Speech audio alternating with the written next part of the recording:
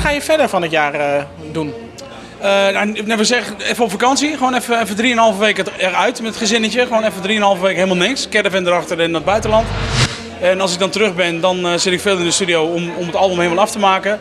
En dan zitten we alweer bijna het einde van het jaar. En dan ga ik natuurlijk de promotie in van het nieuwe album.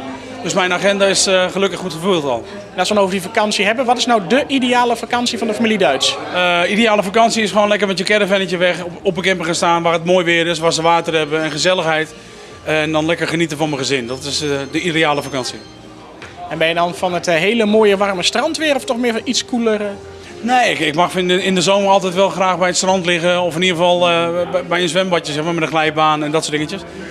Nee, de warmte vind ik dan wel lekkerder als ergens de sneeuw opzoeken. Want dat kan natuurlijk ook. Dan even heel iets anders. Wat vind jij van TV Oranje? Ik vind TV Oranje heel belangrijk. Zeker voor de mensen die nieuw beginnen, maar ook voor de mensen die al gevestigd zijn.